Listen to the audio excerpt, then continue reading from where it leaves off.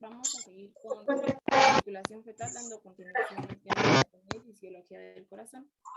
La circulación fetal es un poco compleja y pues para hacerlo un poco más fácil vamos a comenzar estudiándola en la placenta, porque pues básicamente ahí es donde viene la sangre oxigenada, que viene por los pulmones de la mamá, aproximadamente de un 80 a 90% de oxígeno,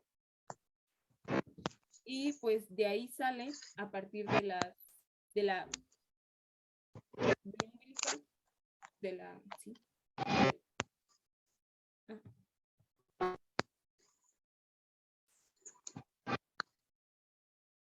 ¿Los demás sí me escuchan? Sí, sí te escuchamos. Yo creo que es el del internet de la doctora. Sí, porque sí, se escucha un poco bajo. Ok, bueno. Si no me llegan a escuchar, pues me dicen. Por favor. Sabemos que por medio de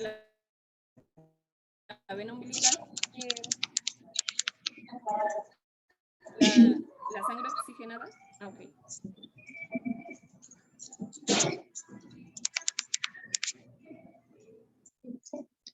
Ya te oigo, Jessy. ¿Los demás sí oyen? Yo sí la escucho, pero la escucho muy lejos. Es que el internet está horrible aquí donde estoy. Pero a ver, sí se oye a Jessy estaba hablando, ¿no? Sí, acércate al micrófono porque sí te oyes súper lejos, Jessy, como muy bajito. Entonces, ahorita, ¿ahí me escuchan bien? Ahorita apago mi micrófono. Ahorita apago el micrófono para que ya no. Solo si tengo que intervenir lo prendo, ¿vale? Ok, doctora. Bueno, pues entonces vamos a comenzar estudiándola en la placenta, porque ahí es donde viene la sangre oxigenada, como ya les dije. Ahí en el esquema nos muestran la arteria como con color rojo, porque trae la sangre, porque trae sí, el contenido con mucho oxígeno.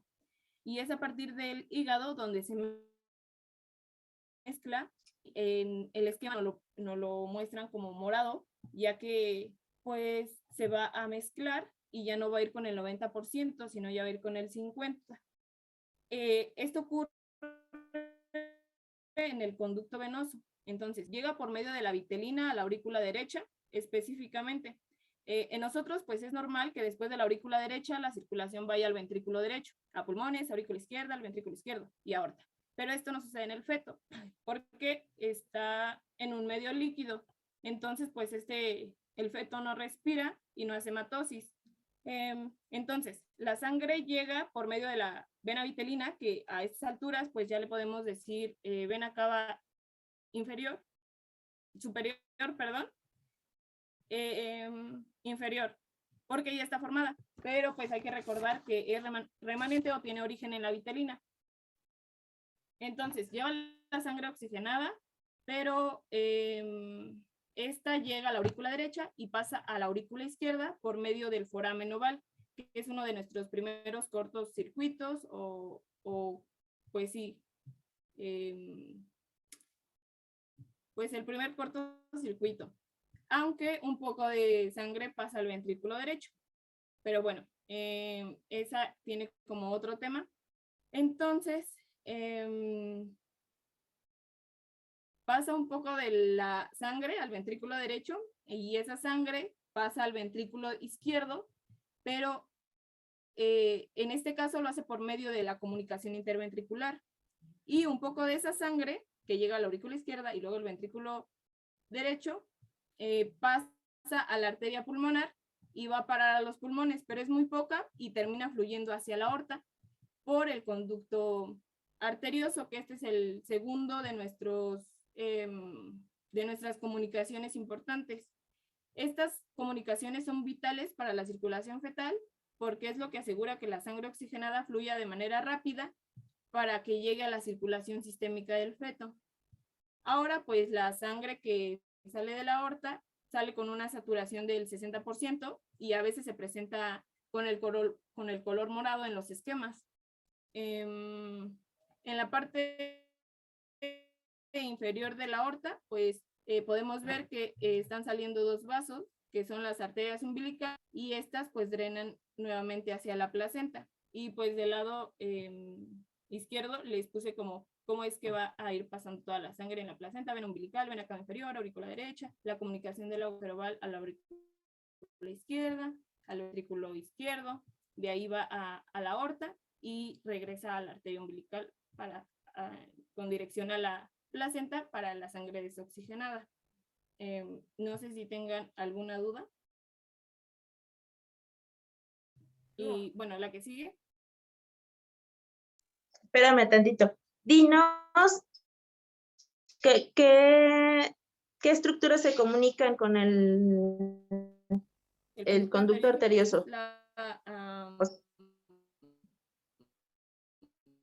La arteria aorta y la pulmonar. ¿Arteria aorta con arteria pulmonar? ¿Segura?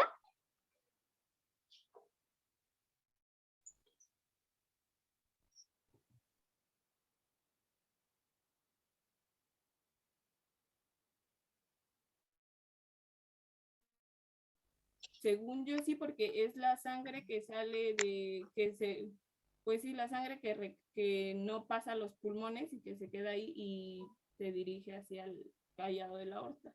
A ver, ok, síguela.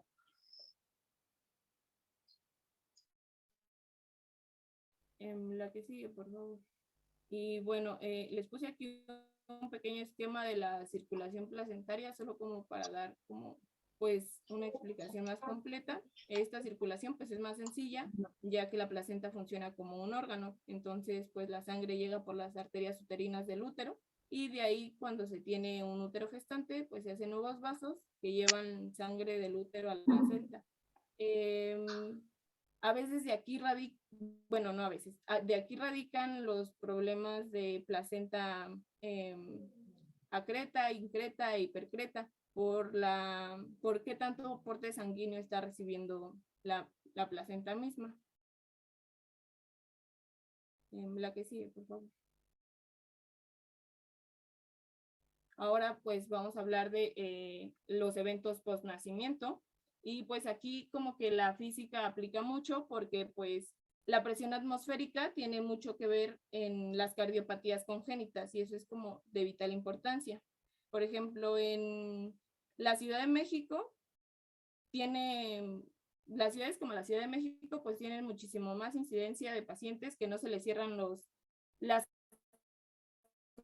comunicaciones como el foramen oval o el conducto arterioso porque falta presión atmosférica. Pues nosotros tenemos una presión atmosférica de 760 milímetros de mercurio a nivel del mar y en Ciudad de México estamos como a 2.240 metros y tenemos como 580 milímetros de mercurio de presión atmosférica. Entonces, de la que deberíamos de tener a nivel del mar, pues son como 180 milímetros de mercurio menos. Entonces, pues esto puede ser causante de que los vasos, flujos o la sangre no circule o no llegue con la presión que debe de llegar y que estos agujeros no se cierren, pero pues ahorita les voy a comentar más.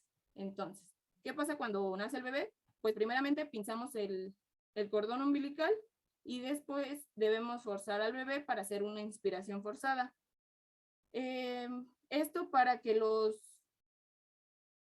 infle a los pulmones y una vez que los pulmones se abren, es decir, el paso de la sangre del ventrículo derecho hacia los pulmones se abren y esto reduce las resistencias de las cavidades derechas. O sea, las cavidades derechas, las cavidades que tienen más presión en la vía extrauterina, como por ejemplo en nosotros, son las cavidades izquierdas. En un producto intrauterino, pues es al revés, porque los pulmones están cerrados, entonces toda la presión se concentra en el ventrículo y en la aurícula, en donde está llegando la sangre, en el lado derecho. Entonces, no puede pasar a los pulmones y se fuga por la comunicación intraauricular, la ventricular y el conducto arterioso, que fue el que los agujeros que les estaba comentando. Entonces, a estas alturas, pues la circulación va de derecha a izquierda, pero cuando pinzamos el cordón umbilical, se abren los pulmones y disminuyen las resistencias. Estas se convierten en lo que sabemos ahora, que las cavidades izquierdas pues tienen más presión. Entonces, pues, ¿qué pasa con las comunicaciones? Todas pues tienen un solo flujo y cuando este se invierte, las presiones pues hacen lo mismo. Entonces se van a cerrar. Pero pues tenemos que tener en cuenta que primero van a suceder los cambios fisiológicos y luego los anatómicos. Entonces, pues de haber tanta presión de un lado y mantener cerrada esa válvula, por así decirlo, ese agujero, al paso de los meses se va a quedar cerrada por siempre. Entonces, pues el corazón después de un tiempo se tiene que adaptar a la presión y a los cambios que el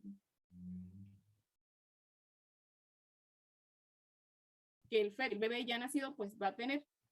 Entonces, pues la presión intrapleural se va a hacer negativa, ya que el tórax, al distender los pulmones, hace un vacío y este vacío es necesario para insuflar esos pulmones. Va a disminuir la presión arterial pulmonar y va a bajar la presión porque se abrieron los pulmones y pues disminuyen las resistencias. También menciono que aumentan las resistencias vasculares periféricas del lado izquierdo. Se empiezan a dosar el septum, la pared se mantiene cerrada y después de un rato pues se queda pegada. No es como decir automático que en el momento en el que los pulmones se van a insuflar y van a bloquear el flujo que iba de la aurícula derecha a la aurícula izquierda, sino que con el paso del tiempo, pues las presiones ya no van a permitir ese paso y eso va a hacer que nuestros cierres de cortocircuito se hagan.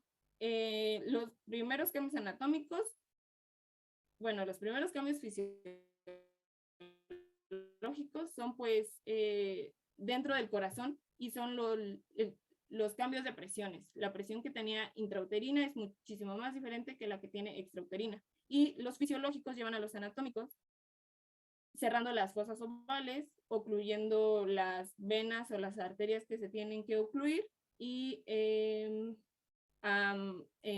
la circulación neonatal, pues el septum intraventricular ya debería estar cerrado también igual que el agujero interventricular. Bueno, este como agujero que se encuentra en el septum interventricular no se cierra por eventos fisiológicos, sino anatómicos de la propia evolución del corazón, por así decirlo. Entonces, pues, nosotros vamos a encontrar una saturación a los 10 minutos aproximadamente del 90% en los bebés recién nacidos. Y como puntos importantes, pues en las primeras horas tras nacer, vamos a tener el cierre de la circulación umbilical placentaria, el cierre de los cortocircuitos y, no alcanzo a ver hasta abajo, y pues la inversión del flujo sanguíneo y el aumento de la capacidad pulmonar. La que sigue, por favor. No sé si Ahí solo les quiero comentar que la importancia de esto es que el defecto o la falta del cierre de estos cortocircuitos va a provocar dos cosas en los recién nacidos, conforme a cualquier patología cardíaca, ¿no? Congénita.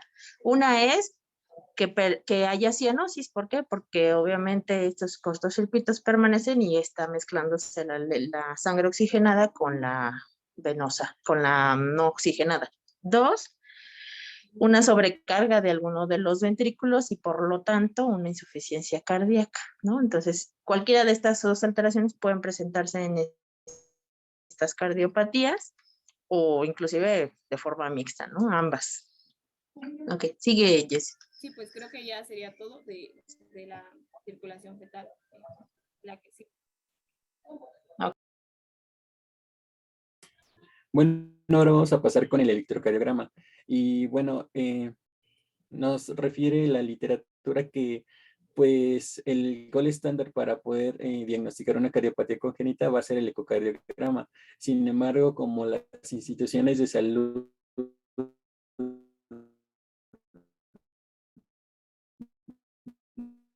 no, sin embargo, pues siempre vamos a tener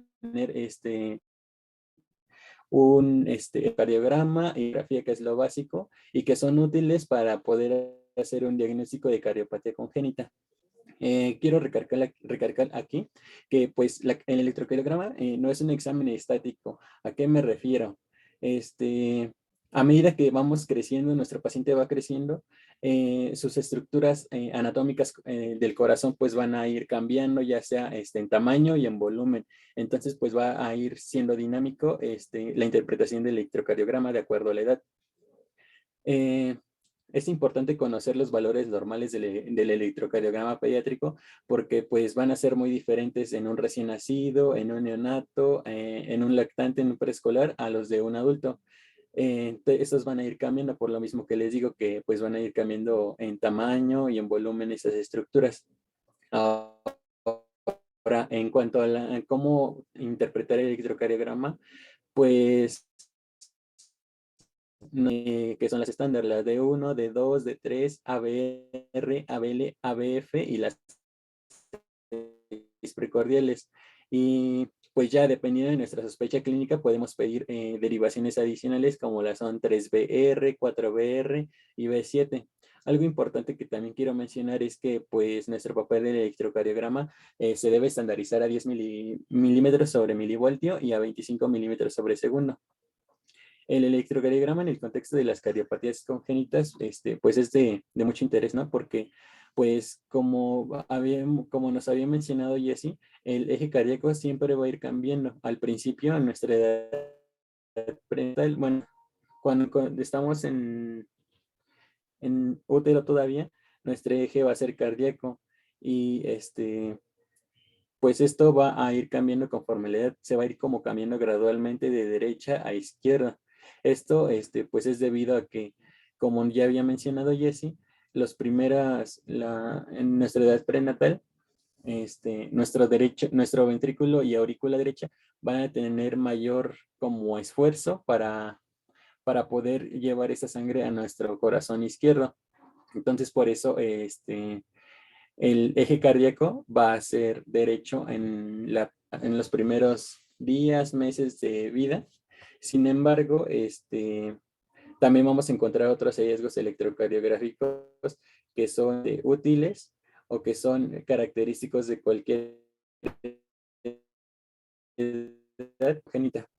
Entonces, algunos cambios que vamos a poder ver en el electrocardiograma pues va a ser el primero que ya les había dicho, el cambio del eje cardíaco de derecha a izquierda. También vamos a encontrar un predominio de la onda T, que al principio puede ser positiva, al principio de nuestra edad, de cuando nacemos, en recién nacidos, pero después del tercer a séptimo, digo, esta se va a estar negativizando. ¿Esto a qué se debe? Pues esto se debe a que pues vamos a tener el vector de polaridad de la onda T, ¿no? Que primero pues es izquierdo posterior, luego se va a volver anterior izquierdo y posteriormente ya cuando nuestro paciente entra en la adolescencia y la adultez se va a volver derecho. Entonces, aquí les pongo una tablita de los valores normales en el electrocardiograma. Si podemos ver, o si nos damos cuenta, pues no va a ser lo mismo los valores de un recién nacido que pues en un niño de 2 a 16 años. Aquí pues la frecuencia cardíaca va a ir aumentando en el recién nacido. Bueno, va a ser la más alta, por así decirlo. Y en el de 12 a 16, pues ya va a ser más baja, va a ir de 60 a 130. Lo mismo va a pasar con los demás valores de nuestro electrocardiograma. Por ejemplo, el QRS va a tener el eje va a tener, va a ir de 60 a 180 grados. Sin embargo, vean en un niño, un adolescente de 16 años va a ir de menos 15 grados a 110 grados. Entonces, pues es importante tener en cuenta estos valores para poder hacer comparación entre lo que es normal y lo que no es normal. Lo que es anormal, perdón. Ahora vamos a entrar ya más específicamente y primero pues vamos a ver la frecuencia.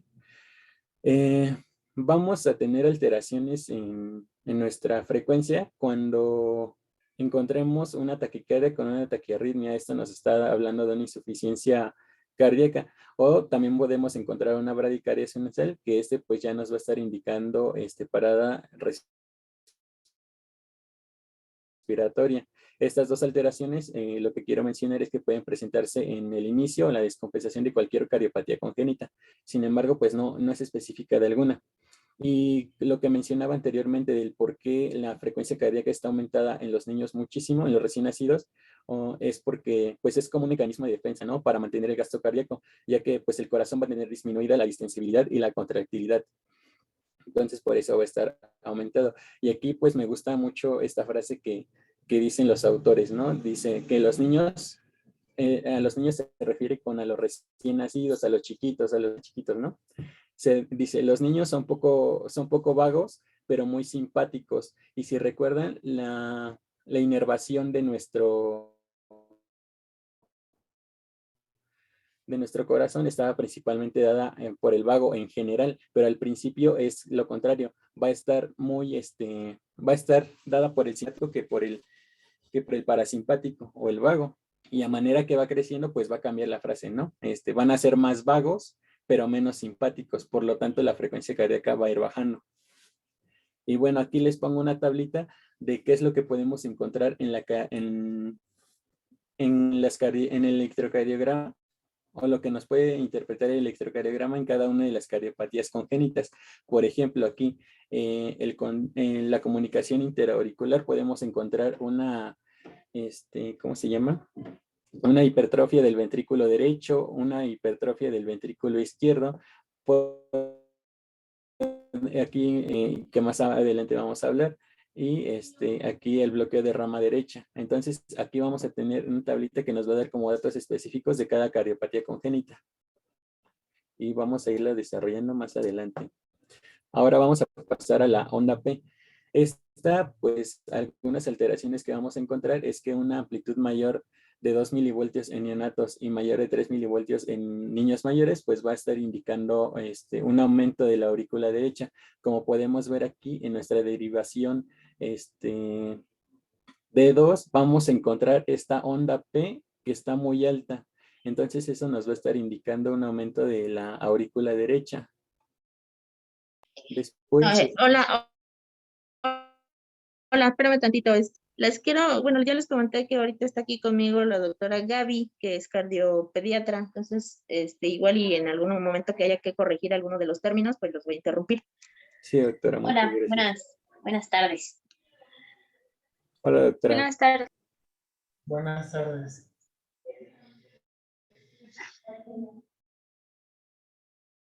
Sigue.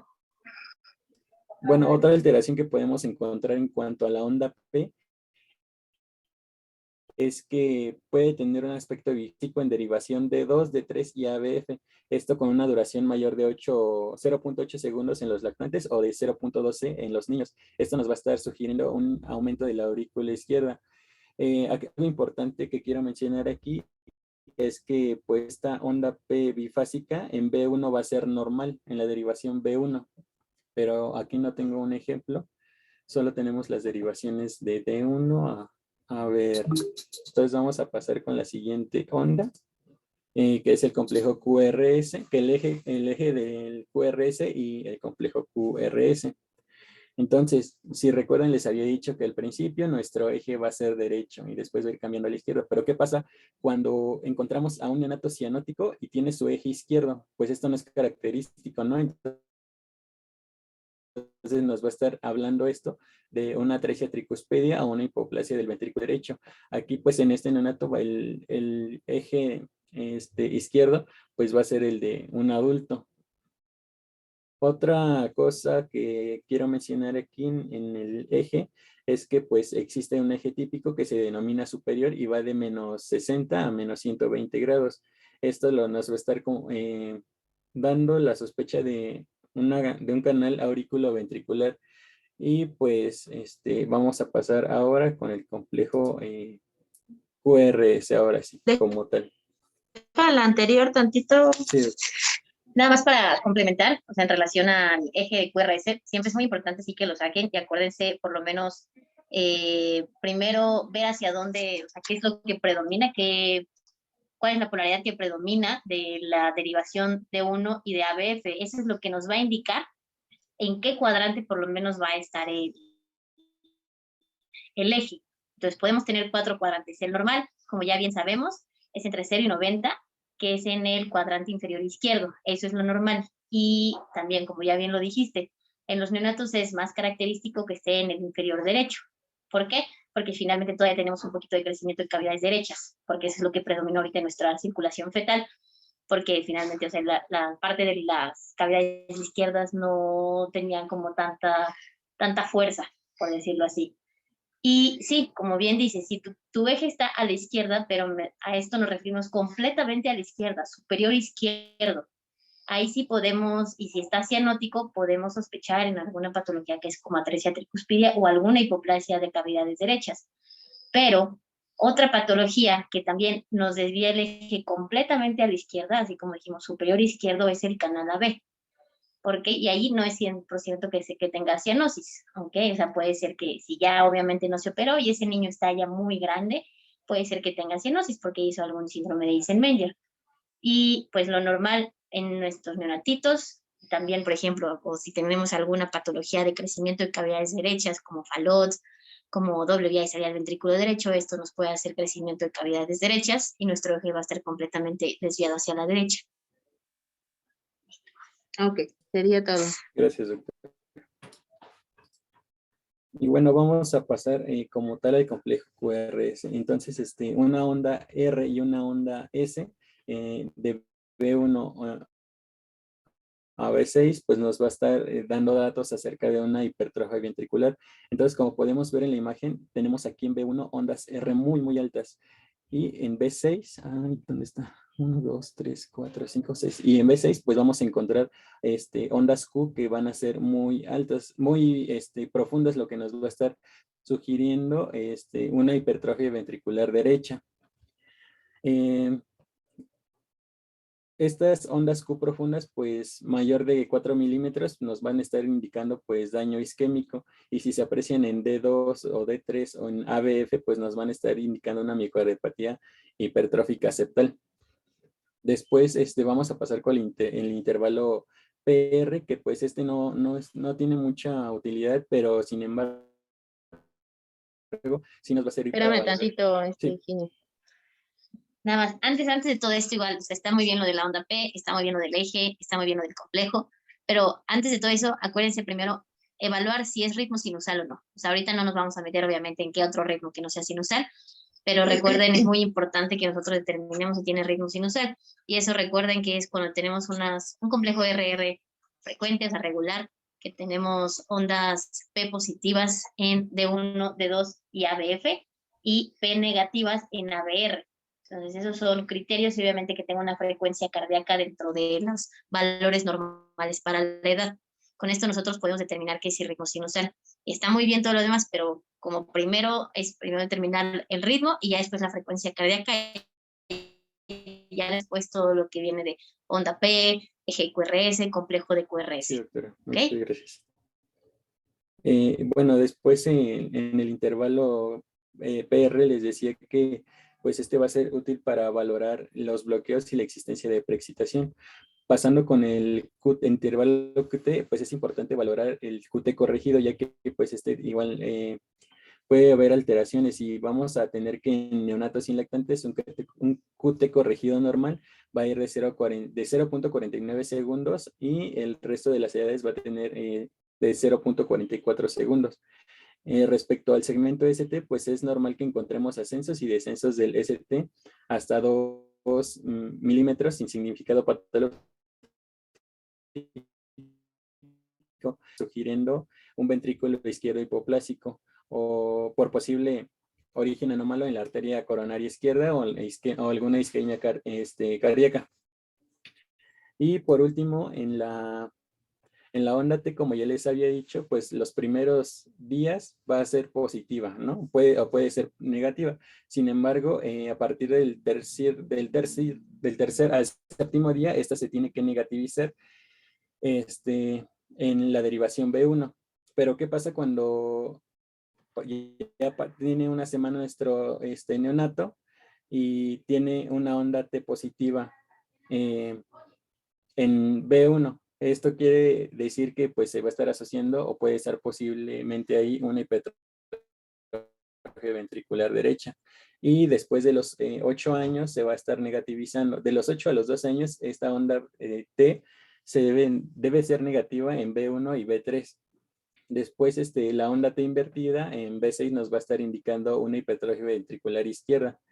Y pues esto me parece que es todo de acuerdo al electrocardiograma. No sé si quieran aportar algo, compañeros, doctoras, que se me haya pasado. Todo bien.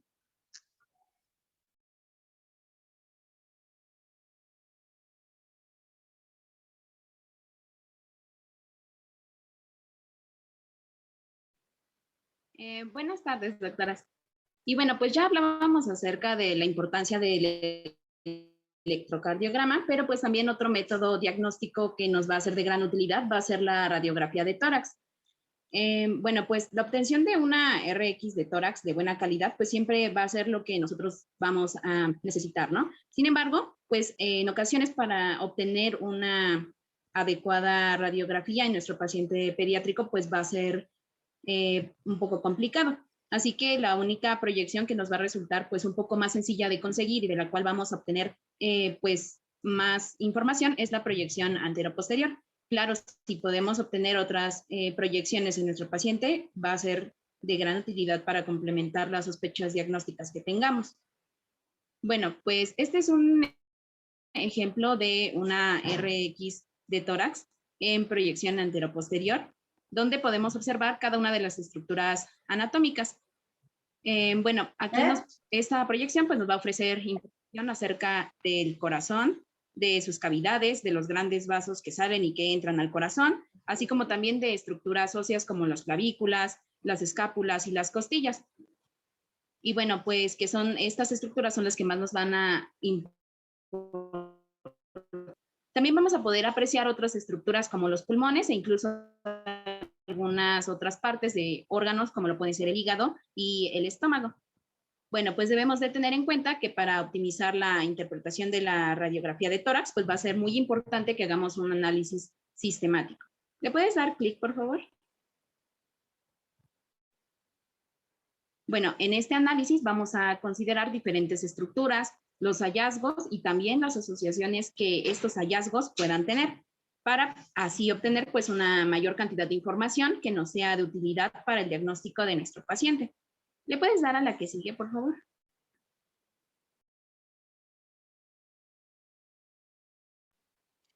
Amigo, ¿crees que le puedas dar en actualizar a las diapositivas? Porque había agregado, me parece que otras diapositivas, pero no las veo ahí en la presentación. Dame un segundo, permíteme. Sí, gracias.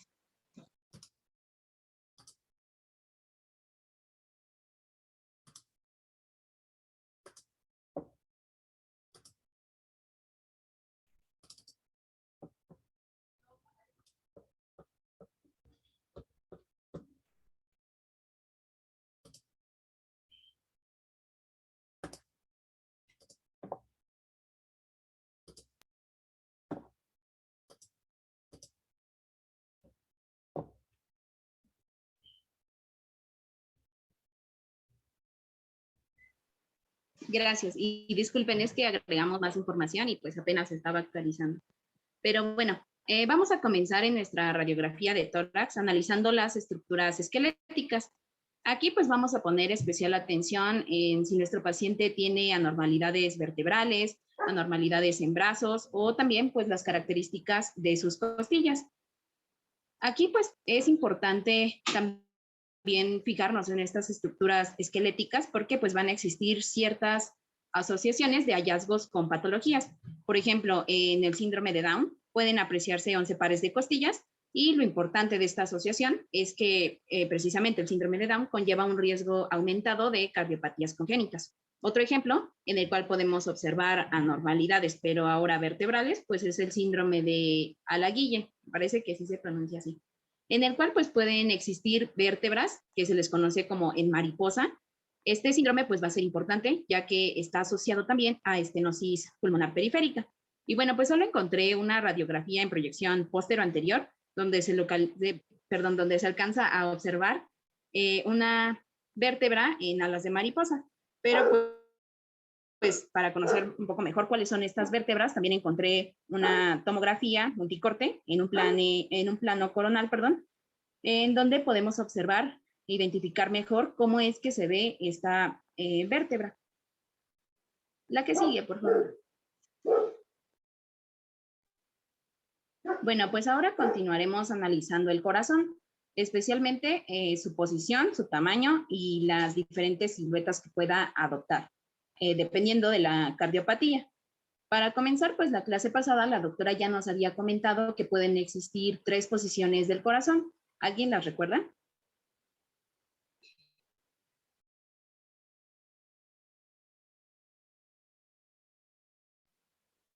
Bueno, nos comentaba que A ver, ¿quién iba a puede- comentar? Era la de dextrocardia, levocardia y el otro no me acuerdo. Y el otro. Mesocardia, ¿no? Ajá, así es. Sí, exactamente. Esas son las 3 posiciones que puede tener el corazón: levocardia, mesocardia y dextrocardia. Lo habitual, pues, va a ser la levocardia con levoápex. Esto se refiere a que la mayor parte de nuestro corazón, pues, va a estar posicionado más que nada en el lado izquierdo de nuestro cuerpo. Por su parte, la mesocardia, aquí vamos a encontrar un ápex que se va a situar exactamente en la línea media. Y Tantito. que puede ser... Espérate, tantito, Katy. Una cosa es en qué parte del tórax está más posicionado el corazón, que eso es decir, levocardia, mesocardia o dextrocardia, y otra cosa, hacia dónde se está dirigiendo el ápex, que ahí es cuando hablamos ya del levoápex, mesoápex o dextroápex. Podemos tener un paciente con dextrocardia, pero levoápex. Entonces, eso es importante que quede claro porque no es lo mismo levocardia que levoápex, ¿vale? Entonces, ahorita que estabas comentando de mesocardia y que sí, bueno, está posicionado realmente como en la mitad, no quiere decir que esté en levoápex. O sea, puede estarlo, pero también puede estar en mesoápex o puede estar en dextroápex. ¿Sí me entendieron más o menos? Ok, doctora, sí. Sí, ya entendí, gracias. Bueno, también podemos encontrar dextrocardia, la cual en muchas ocasiones puede asociarse a cardiopatías congénitas. Y bueno, pues en la imagen podemos observar un lactante de 5 meses con dextrocardia. Y pues, ¿cómo nos podemos dar cuenta de esto? Pues precisamente porque el apex cardíaco va a estar orientado hacia el lado derecho y vamos a encontrar al estómago pues del lado izquierdo, y como lo podemos observar en esa radiografía. Bueno, pues después de valorar la posición del corazón, también es importante continuar analizando su tamaño. Para esto, pues tenemos que, si la inspiración es adecuada, el índice cardiotorácico debe de ser de aproximadamente pues menor de 0.5 en pediatría y menor de 0.6 en neonatos y lactantes. Y bueno, pues este índice se va a calcular, como podemos observar en la imagen del lado derecho, que es midiendo en la proyección anteroposterior el diámetro horizontal mayor cardíaco y comparándolo con el diámetro torácico horizontal mayor. Bueno, pues una de las alteraciones que podemos encontrar de acuerdo al tamaño del corazón precisamente es la cardiomegalia, la cual puede deberse a diversas patologías. La que sigue, por favor. Y bueno, pues finalmente hay que observar la forma del corazón, ya que hay ciertas siluetas cardíacas típicas de algunas cardiopatías congénitas. Por ejemplo, de nuestro lado izquierdo podemos observar una radiografía de tórax que nos muestra un drenaje venoso pulmonar anómalo. Aquí vamos a encontrar un mediastino ensanchado y aquí se le dice que tiene una silueta en un muñeco de nieve. Este signo radiológico pues se va a empezar a apreciar a partir de los 4 a 6 meses de vida. En la figura del lado derecho vamos a observar una radiografía de tórax de un paciente con tetralogía de Fallot. Aquí el ápex va a estar elevado, lo cual va a producir un signo radiológico, el cual es conocido como corazón en forma de bota o de zapato sueco, así lo menciona la literatura. ¿Te puedes dar clic, por favor? Y bueno, pues en esta última imagen radiológica lo que podemos apreciar va a ser un neonato con transposición de los grandes vasos. Aquí podemos observar un mediastino que pues es relativamente estrecho y vamos a tener como hallazgo que se encuentra sin botón pulmonar. Aquí se va a encontrar una silueta cardíaca conocida como corazón en silueta de huevo y pues le puedes dar clic.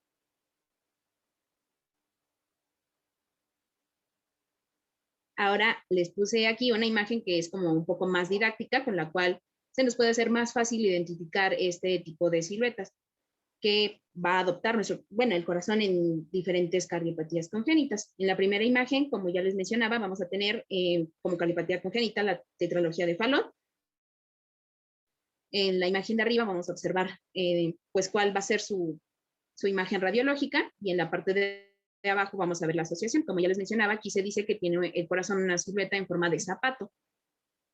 La siguiente cardiopatía va a ser la transposición de los grandes vasos. Y aquí, como ya les mencionaba, el corazón va a adoptar una silueta en forma de huevo, como podemos ver en la imagen. El otro, en la imagen que sigue, es la anomalía de Epstein. Y aquí se dice que el corazón adopta una silueta en forma de garrafa o garrafón, como está ahí pues esquematizado. Y finalmente vamos a tener otra cardiopatía, que es la conexión anómala de las venas pulmonares. Y aquí se dice que se puede encontrar una imagen en muñeco de nieve. Y bueno, pues también cabe mencionar que otra estructura que vamos a poder observar es el timo. Esta glándula pues suele ser grande en el neonato y puede ocasionar un ensanchamiento mediastínico en las proyecciones que le tomemos a nuestro paciente, ya sea antero-posterior o postero-anterior. Pues debido a su consistencia, muchas veces sus bordes pues suelen estar marcados por las costillas. Así que la bibliografía pues nos sugiere que cuando existan dudas de que el ensanchamiento mediastínico pueda pues ser realmente cardiomegalia o deberse a otras causas, puede ser útil que nosotros le pidamos a nuestro paciente una proyección lateral de una radiografía de tórax. Y bueno, pues también es importante considerar algo que se le conoce como situs. Con situs, pues nos referimos a la disposición visceral. Aquí vamos a tener tres tipos de situs. El primero va a ser el situs solitus, que va a corresponder a un hígado situado a la derecha y la burbuja gástrica la vamos a poder observar a la izquierda. Con esto pues podemos darnos una idea de cómo están las otras vísceras, por ejemplo el pulmón y la vena cava inferior, que van a estar situados también a la derecha. El situs inversus es lo contrario. Aquí vamos a poder observar un hígado que va a estar situado a la izquierda y el estómago a la derecha. Este tipo de situs, mencionaba la bibliografía, que puede estar aumentado va a aumentar su prevalencia más bien cuando existen cardiopatías congénitas. Y finalmente, el último tipo de situs es el situs ambiguo. Y esta mencionaba el artículo que es una situación indeterminada. Aquí se puede observar un hígado en la línea media y pues también está relacionado con algunas otras cardiopatías congénitas severas. Ahora sí, la que sigue, por favor. Ahí le vamos a dejar porque eso lo va a comentar el siguiente equipo, entonces necesito que ya empiecen la otra presentación, por favor.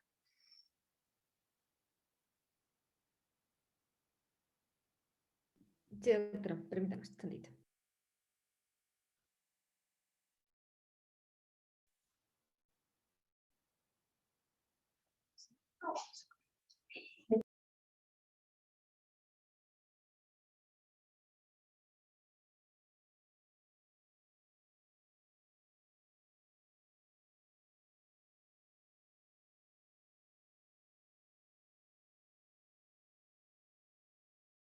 ¿Sí se alcanza a ver? Sí. Okay.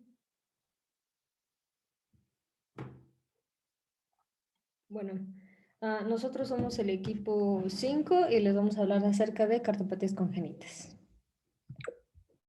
Uy.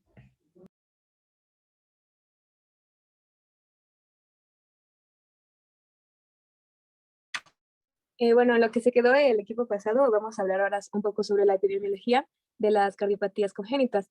Bueno, estos van a ser las malformaciones cardíacas, van a ser las más frecuentes en cuanto a la epidemiología.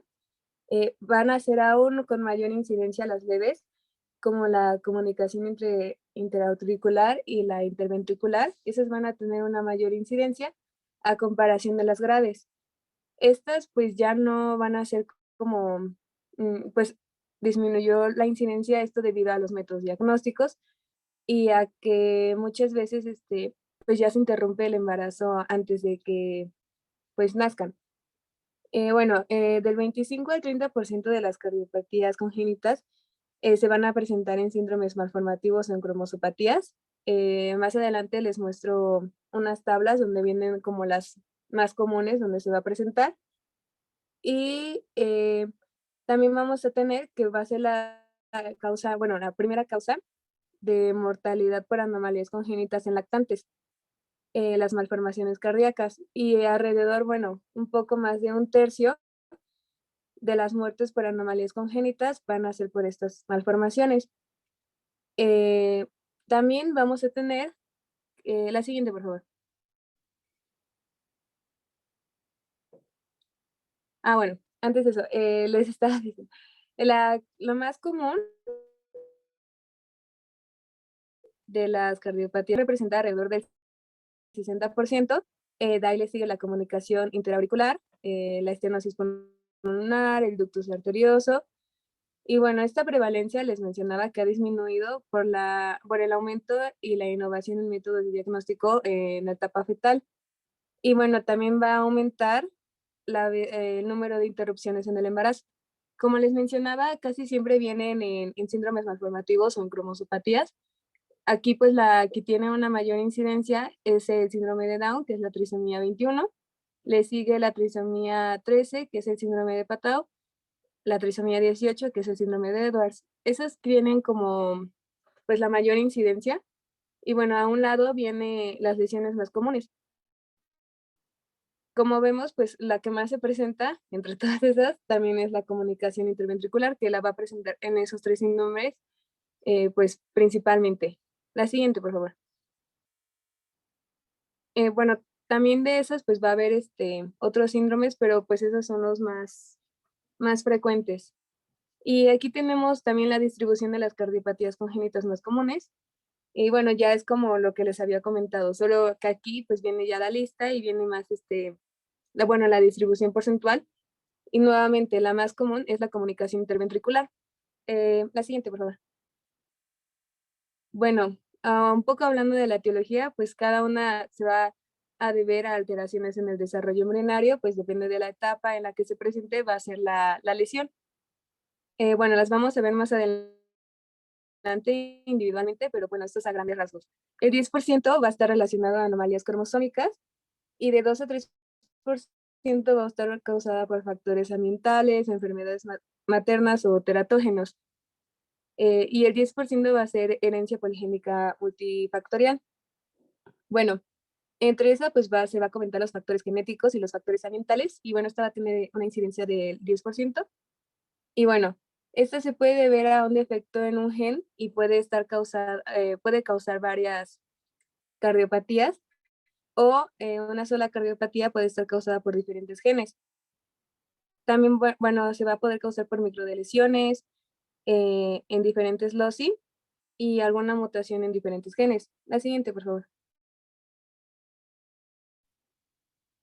Como les mencionaba, puede haber teratógenos y bueno, también puede haber causas ambientales, que son algunas enfermedades. Tenemos agentes infecciosos, agentes maternos, agentes físicos y otros. Esos son los que nos van a causar, bueno, va a ser el factor ambiental, para así decirlo, que nos puede causar las cardiopatías congénitas. La siguiente, por favor. Bueno, esta es una clasificación que vamos a tener clínica, que las va a dividir en acianóticas, oceanóticas o oceanógenas. Bueno, estas, como ya lo vimos en la presentación pasada, pues se van a presentar diferentes shunts o cortocircuitos que nos va a hacer que sean oceanóticas o sean cianógenas. Bueno, esto también se va a ver en el flujo pulmonar aumentado. Por ejemplo, si es cianótica, shunt va a estar de izquierda a derecha y si es cianótica va a estar de derecha a izquierda. Eso quiere decir que la sangre desoxigenada, va a haber sangre desoxigenada en la circulación o viceversa, ¿no? Y bueno, en las cianóticas hay otra división también. Puede ser por flujo pulmonar aumentado, y ya ahí les mencionaba lo de shunt, o por flujo pulmonar normal o levemente disminuido, que sean obstructivas. Y también en las cianóticas vamos a tener que se pueden dividir en flujo pulmonar aumentado y en flujo pulmonar disminuido. Bueno, aquí tenemos las Solo principales. una cosa. Bueno, primero, o sea, la primera como clasificación de cardiopatías es decir si son congénitas o adquiridas.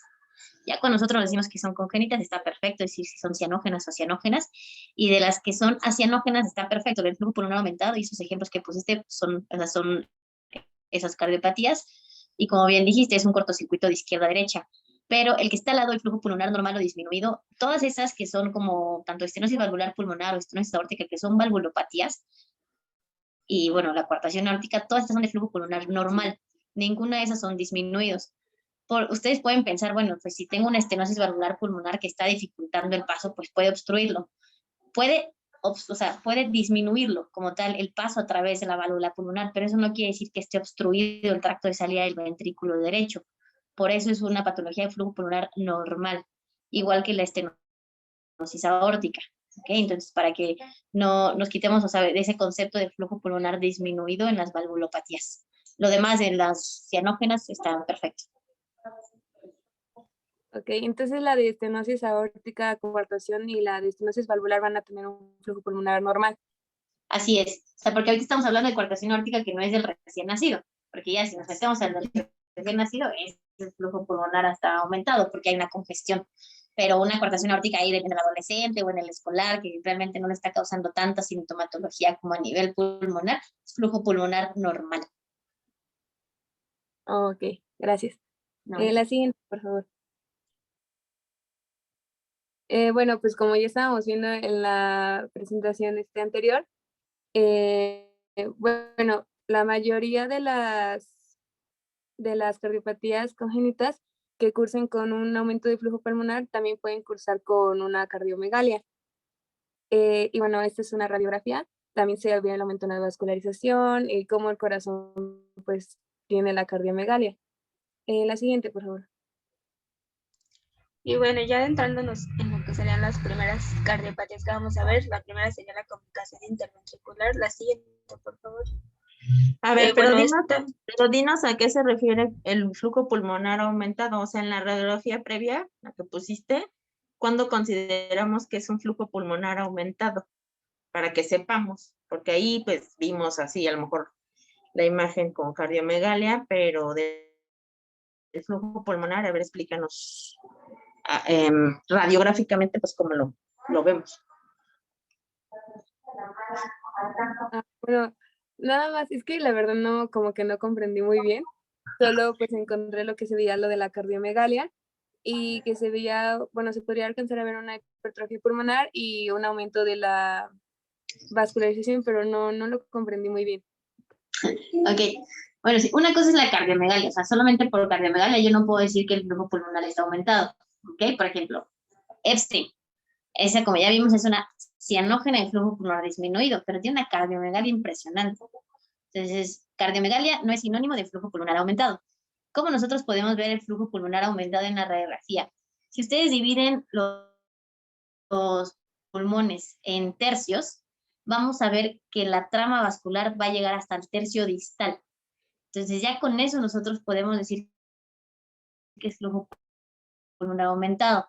Y también, o apical, normalmente se centraliza. Entonces, cuando nosotros lo vemos tanto en el tercio distal y de manera apical, ahí sí nosotros ya podemos decir que tiene un flujo pulmonar aumentado. Ahora en esta radiografía me queda duda ahí de que tuviera flujo No se pulmonar ve. aumentado, ¿eh? O sea, se ve una cardiomegalia, pero no con flujo pulmonar aumentado. Sí, porque ahí se ve como que llega nada más hasta el tercio medio. Y ya, o sea, el tercio distal sería como el que está casi en la orillita del borde costal. Entonces, no aparece. Pero bueno, sigue. ¿Quién está hablando? Viri, creo, ¿no? Sí, bueno, la comunicación interventricular se va a definir como que es un defecto cardíaco, la que sigue, por favor, que está ocasionado por una conexión anormal entre las cavidades inferiores del corazón, en este caso, pues los ventrículos. Y bueno, este defecto lo que va a hacer es que va a estar permitiendo que la sangre pase del lado izquierdo al derecho del corazón, por lo que la sangre que es rica en oxígeno pues se va a bombear de regreso a los pulmones y no hacia el cuerpo como pues normalmente ocurriría. Esto pues va a hacer que el corazón trabaje de una manera pues más intensa, y ahí en las imágenes las que están señaladas serían como algunos ejemplos de comunicaciones interventriculares, y ahorita están en diferentes posiciones, pero ahorita en la clasificación les voy a explicar pues por qué. La siguiente, por favor. Deja esa y dinos por qué. Dinos, Samantha. Sí está Samantha, ¿verdad? En la clase.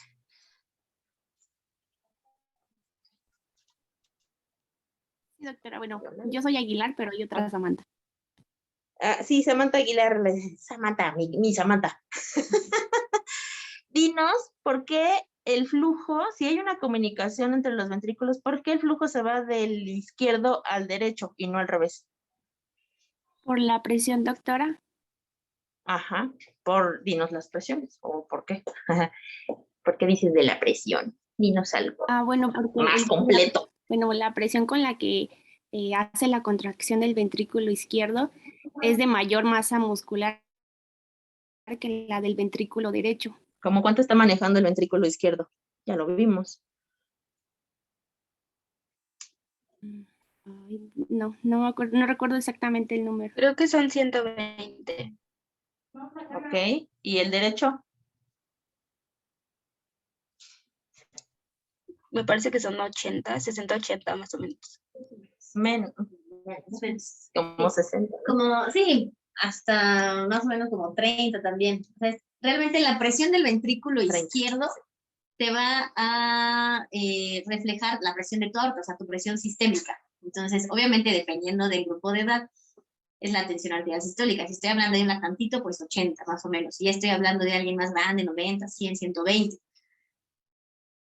Y por eso es que la presión de tu ventrículo izquierdo puede ir más o menos en esos rangos. Y la presión de tu ventrículo derecho lo que refleja también es tu presión de la arteria pulmonar, que es toda la presión en tus pulmoncitos, que puede ir más o menos desde 15, 25 al máximo 30.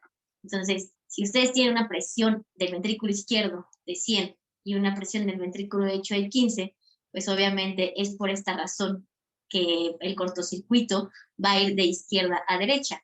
Si en algún momento, ya con mucha repercusión y que no se operó ese niño, la presión del ventrículo derecho se eleva más o menos como a 40, 50 o hasta 80, y si la presión de tu ventrículo izquierdo se baja o está en 80, obviamente no va a haber ningún cortocircuito porque no hay una diferencia de presión.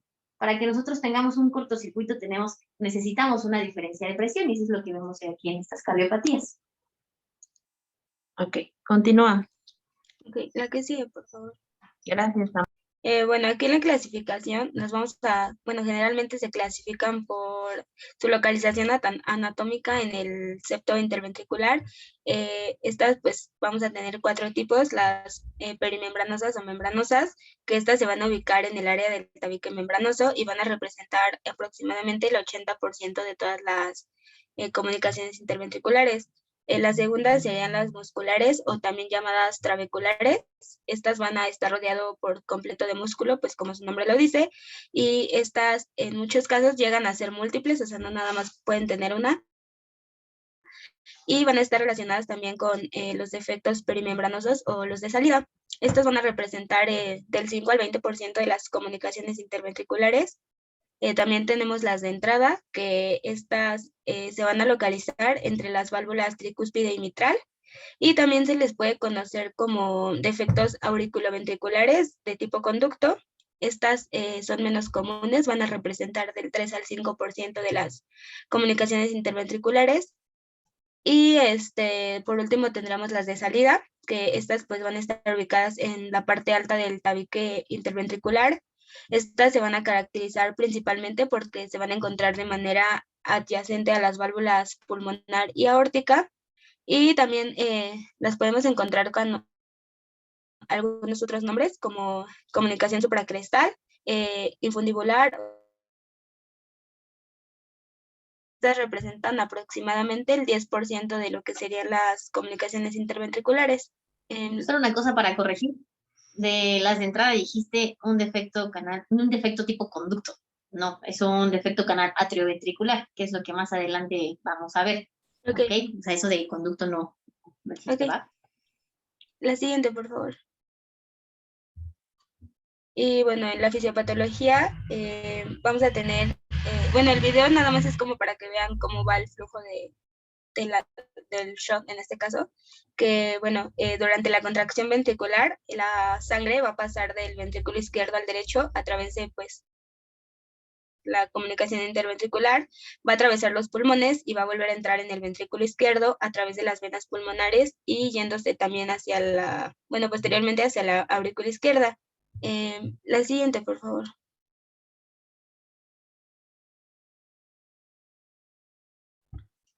Y bueno, dentro de la fisiopatología también tendríamos los efectos hemodinámicos que van a dependen de los cambios fisiológicos de la circulación sistémica y pulmonar, y también van a depender del diámetro del orificio, bueno, de la comunicación interventricular. Estas consecuencias hemodinámicas van a ser adversas, y bueno, tenemos de 3 tipos. La primera sería la sobrecarga de volumen, que esta pues nos va a estar produciendo una dilatación y nos va a aumentar también lo que es la presión diastólica, va a minimizar el aumento de la tensión de la pared y también nos va a alterar lo que sería la distensibilidad miocárdica. Y bueno, lo que se va a reflejar en el aumento de la presión auricular izquierda y de la presión venosa pulmonar va a ser el aumento de la presión diastólica final del ventrículo izquierdo. Otra consecuencia sería el hiperflujo pulmonar, que va a tender a aumentar la presión en el lecho vascular pulmonar y también nos va a estar alterando la relación de esta presión con la presión del espacio intersticial pulmonar. También este hiperflujo pulmonar va a estar, se va a establecer un equilibrio anormal y se va a estar produciendo lo que sería el aumento del líquido intersticial pulmonar, y esto nos va a estar alterando la distensibilidad pulmonar y el intercambio gaseoso. En los casos ya más severos de hiperflujo pulmonar se va a manifestar como edema pulmonar y también como edema intersticial. Y por último tendremos el compromiso del gasto cardíaco sistémico, que aquí pues la recirculación pulmonar se va a realizar a expensas de lo que es el flujo del ventrículo izquierdo o del gasto cardíaco. Aquí los mecanismos compensatorios van a mantener la perfusión de los órganos y la presión sanguínea, y esto pues también va a incluir un aumento en la circulación de las catecolaminas y un aumento en la actividad del sistema nervioso simpático. Ambos eventos van a estar aumentando lo que serían las resistencias vasculares sistémicas. La siguiente, por favor. Y bueno, en el cuadro clínico aquí también los vamos a poder, para el cuadro clínico las vamos a clasificar en cuanto al tamaño de la comunicación interventricular. Estas las podemos clasificar en pequeñas o restrictivas, en moderadamente restrictivas y en pues no restrictivas, ya cuando el defecto es muy grande. Vamos a considerar restrictivas cuando mida menos de la mitad del calibre de la raíz aórtica y cuando el gradiente de la presión del ventrículo izquierdo al ventrículo derecho supere los 64 milímetros de mercurio. La comunicación interventricular moderadamente restrictiva va a ser la mitad del tamaño de la raíz, con un gradiente aproximadamente de 36 milímetros de mercurio, y ya cuando es un defecto pues grande, no restrictivo, la presión sistólica del ventrículo derecho y del ventrículo izquierdo se van a igualar. Y bueno, en el cuadro clínico vamos a tener que este se va a estar también relacionando con el tamaño, la localización y con la resistencia vascular pulmonar que haya. Por ejemplo, en la no restrictiva, se puede aquí presentar el paciente lo que es insuficiencia cardíaca grave, sobre todo en el segundo, en el tercer mes de vida. Aquí los signos de insuficiencia cardíaca pues van a ser la taquipnea, la hepatomegalia, la deficiencia alimentaria y la falta del crecimiento. Aquí en la no restrictiva pues ya habría una repercusión hemodinámica. Y en la comunicación interventricular restrictiva normalmente va a cursar asintomática, pero ya en el diagnóstico de la auscultación vamos a poder auscultar un soplo pansistólico u oligosistólico. Este va a ser de un carácter intenso, con frémito, y bueno, este frémito encontré que está en el tercer y cuarto espacio intercostal. Y bueno, en el segundo ruido va a poder estar reforzado o aumentado. ¿Le puede explicar al Link, por favor? ¿Por qué dices que el segundo ruido puede estar aumentado? ¿O a causa de qué? Bueno, no sé, solo lo encontré así. Eso es en dado caso de que el niño ya empiece con datos de hipertensión arterial pulmonar. Ok, entonces el segundo ruido reforzado significa sospecha de hipertensión arterial pulmonar. Y sí, o sea, estos signos que pusiste, claro, de taquipnea, hepato, deficiencia alimentaria, falta de crecimiento, sí son datos que muy importantes que nos pueden dar a pensar que es una cardiopatía de flujo pulmonar aumentado. La verdad, a mí me gusta mucho, o sea, como dividirlos, aunque no es realmente como por tiempo, en agudos y crónicos, por decirlo así, para que a ustedes se les quede. O sea, son 6 signos en total. Agudos, polipnea, falta de crecimiento, polipnea, diaforesis y alimentación, pausas a la alimentación, neumonías de repetición. Aquellos niños que normalmente están infectando, hay que descartar que tenga alguna cardiopatía, porque probablemente ese pulmoncito ya está tan dañado por tanto flujo que está recibiendo que obviamente eso lo predispone a más neumonías. Y como los datos crónicos, sí falla de crecimiento, que es la falla de Medro, y asimetría de tórax. Esto es secundario a la cardiomegalia. Entonces, esos son datos que normalmente nosotros preguntamos como directamente, porque obviamente no es que la mamá, hay veces que sí te dicen, pues que respira medio rápido, pero a las mamás a veces se les puede hacer como muy común que el bebé se pueda tardar hasta 1 hora en comer. De hecho, a partir de media hora, pues ya es que el niño se está tardando. Eso quiere decir que está haciendo pausas a la alimentación. Entonces, para que ustedes se queden con esos datos que son todos los de hiperflujo pulmonar, ¿ok? Que básicamente son de las cardiopatías que vamos a estar viendo. ¿Okay? Y nos recuerden, el segundo ruido reforzado, pero es por hipertensión pulmonar. Ok, doctora, gracias. Está cargando el audio para que escuchen más o menos cómo se escucha el soplo.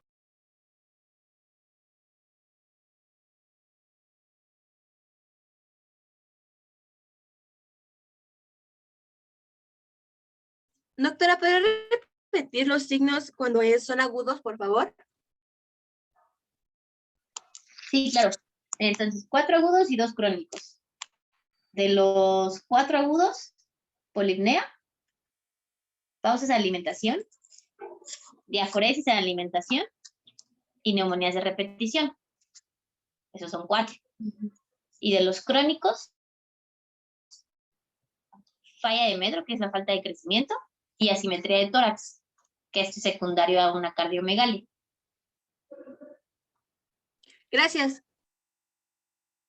De nada. Nada más les quiero comentar, ahorita que termine C y B, nos saltamos a PCA, por favor, ¿no? Y ya es la última que vamos a ver y después mañana continuamos las demás.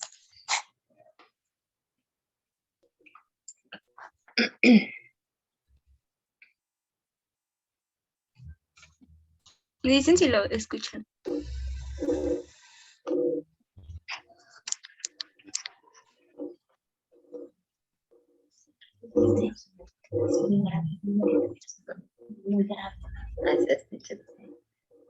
Así como le están escuchando, acuérdense, tenganlo muy presente, es un sonido muy grave, muy áspero, ¿ok? O sea, cuando ustedes escuchen esto, sospechen una comunicación interventricular y es un sonido que va en barra.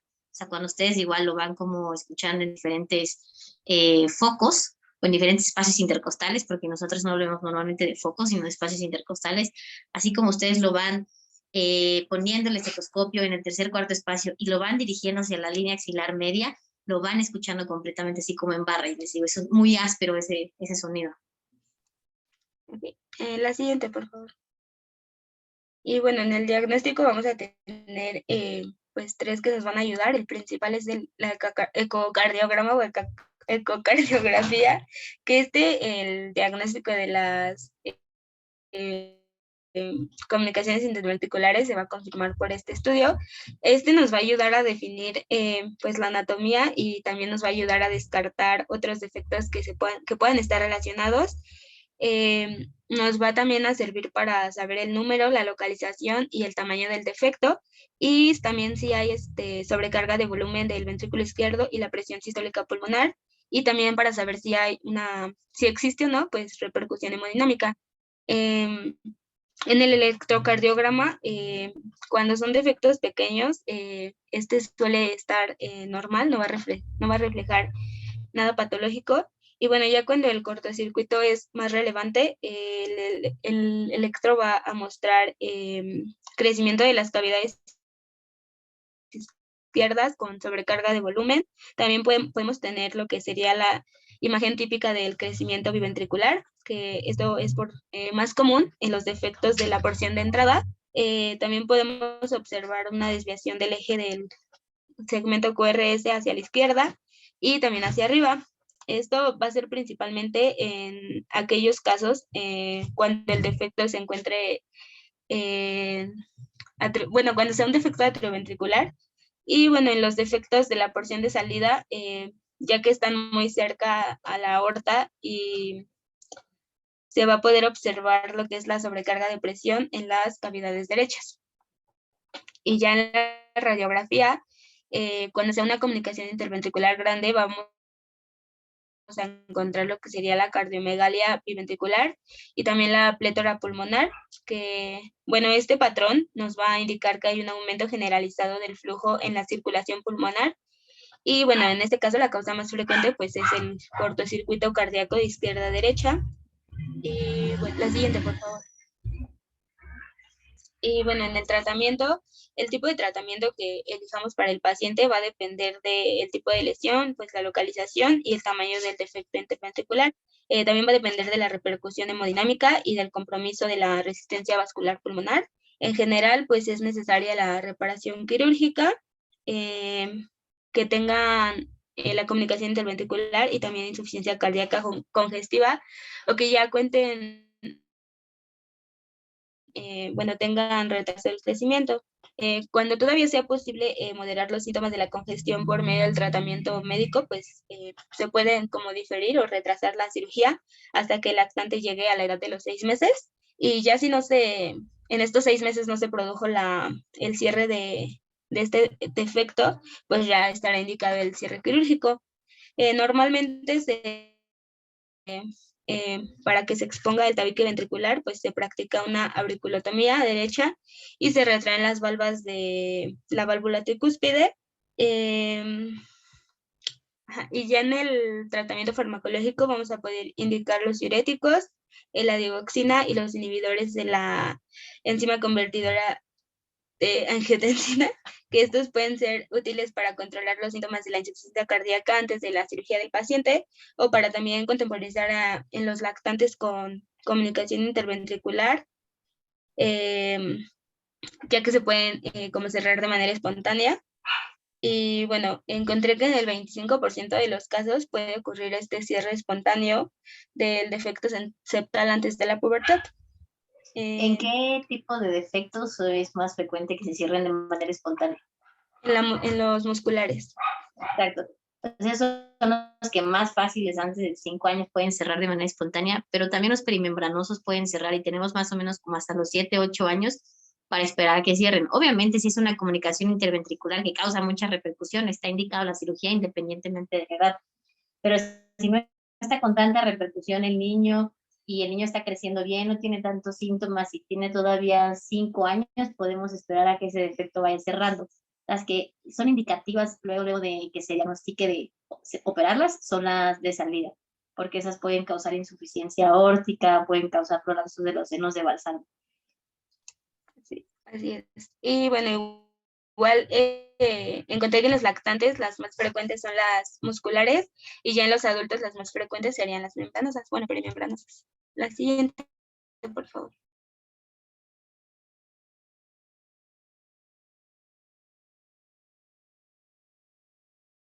Doctora, había dicho que era después PCA, Sí, pero no sé. sí, No. PCA, por favor. Ok.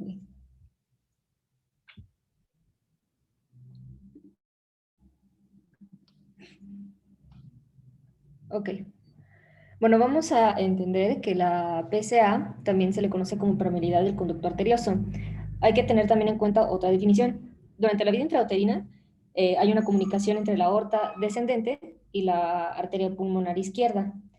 Esto, pues, lo que hace es que permite la desviación de la sangre hacia el tronco pulmonar y pues, hacia la aorta. A esto se le conoce como el conducto arterioso permita de la tensión de oxígeno y una disminución de prostaglandinas, pues este conducto se va a cerrar. Cuando se mantiene la permeabilidad después de las 6 semanas de vida extrauterina, se le va a conocer como persistente. Bueno, entonces... Lo último algo escrito, o sea, podemos decir conducto arterioso permeable hasta los 3 meses de edad. Y a partir de eso ya se puede decir que es persistente. Ok, gracias. Bueno, entonces, el circuito aquí, el cortocircuito va a ser de izquierda a derecha. Aquí la sangre de la aorta, va a ser de la sangre de la aorta a la arteria pulmonar. Esto lo que va a ocasionar es un exceso de volumen, que va a ocasionar también un hiperflujo pulmonar. Bueno, cuando la arteria, cuando la sangre regresa a la aurícula izquierda, después baja al ventrículo izquierdo, lo que genera esto es un aumento del volumen de las cavidades izquierdas. Entonces, al haber una sobrecarga, también hay una dilatación del ventrículo izquierdo y también puede dar datos de insuficiencia cardíaca izquierda. Cuando es grave y cuando también afecta al ventrículo derecho, va a haber una vasculopatía pulmonar. Esto, si es persistente, va a dar datos también o un síndrome de Eisenmenger. Eisenmenger. Esto es más raro. Y como la verdad es que en un paciente con conducto arterioso es mucho más difícil, no quiere decir que no suceda, pero es mucho más difícil que tengamos un síndrome de Eisenmenger. El síndrome de Eisenmenger se puede asociar más a comunicación interventricular. Y nada, tengo una pregunta. ¿Alguien sabe cuál es el cierre fisiológico y cierre anatómico del conducto arterioso antes de que vayamos más adelante?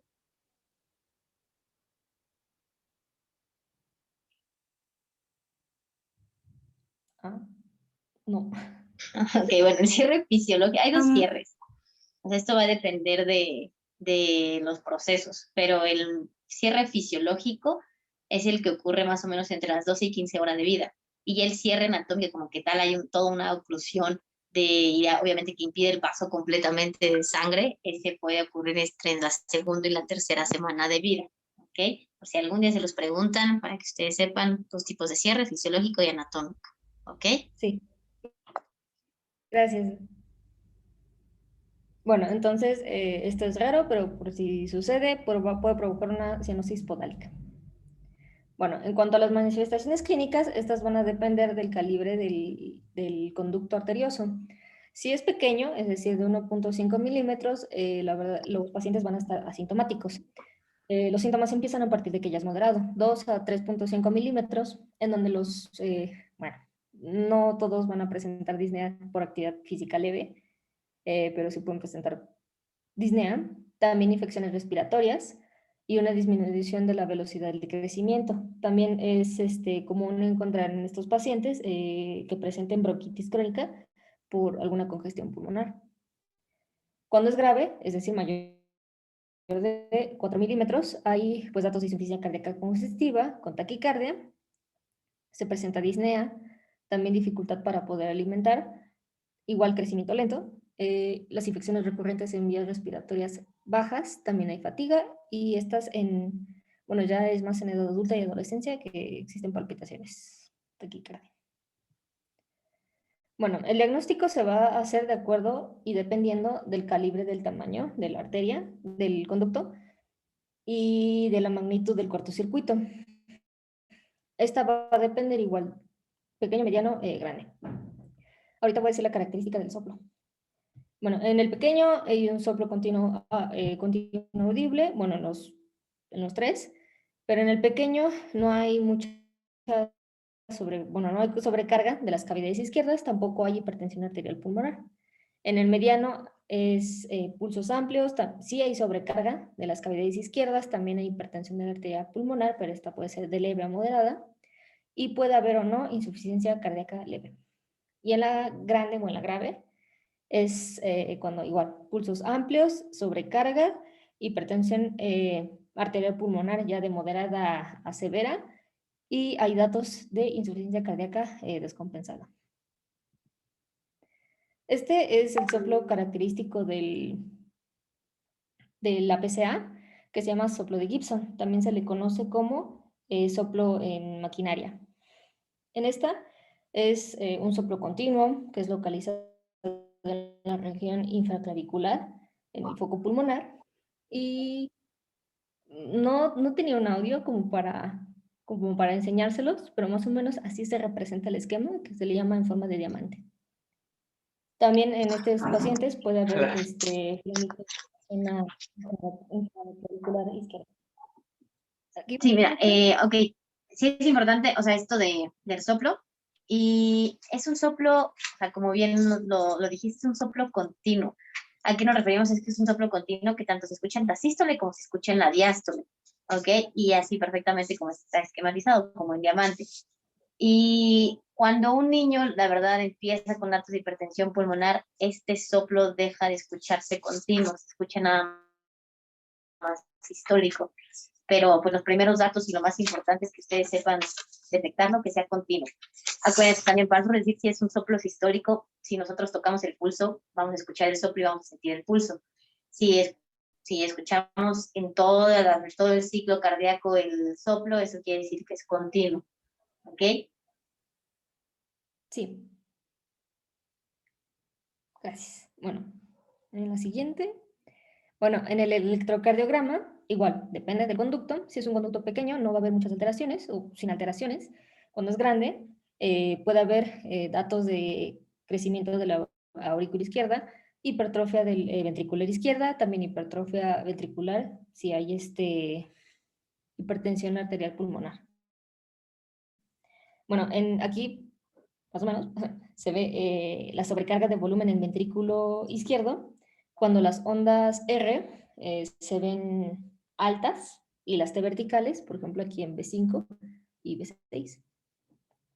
Y hay hipertrofia ventricular derecha, cuando las ondas S son prominentes igual en B5, B6, y hay onda R prominente en B1.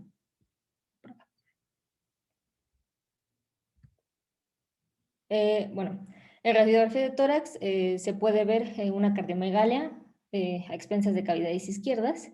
También hay, pues claro, una dilatación de la arteria pulmonar. En un eco con Doppler, que tiene una especificidad del 95 y una sensibilidad del 90, pues este es de utilidad porque nos permite hacer una medición del gasto pulmonar y sistémico, también de la presión arterial pulmonar.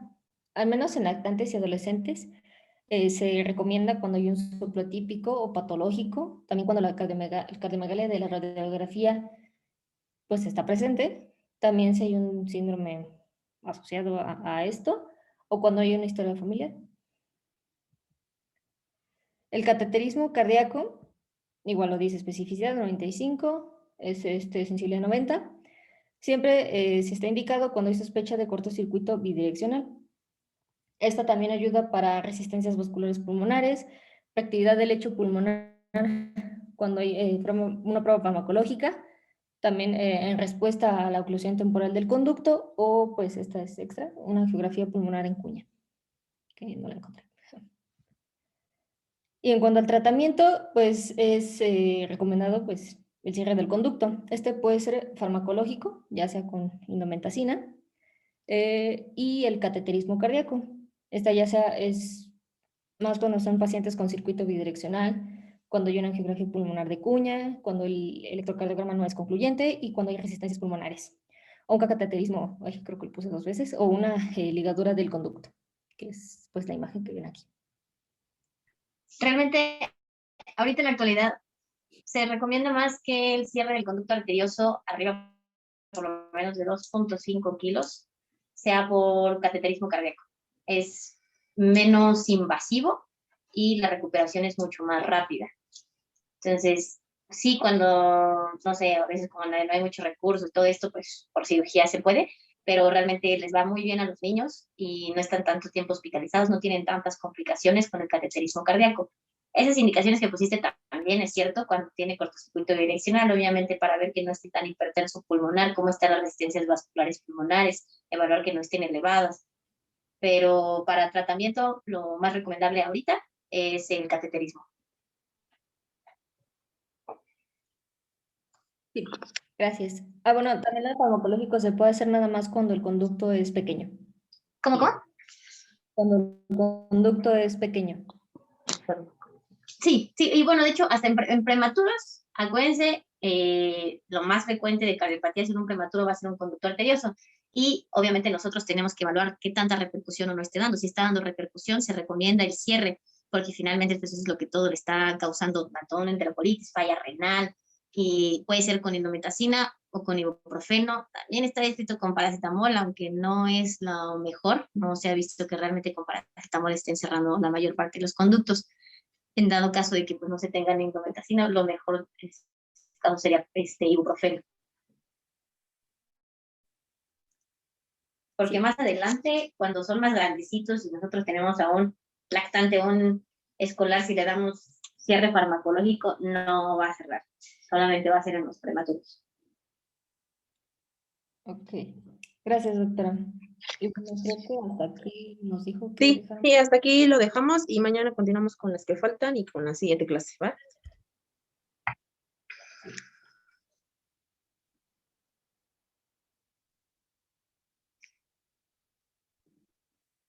Hasta luego, doctora. Bye, bye, bye. Gracias, doctora. Ya, hasta luego. Bye.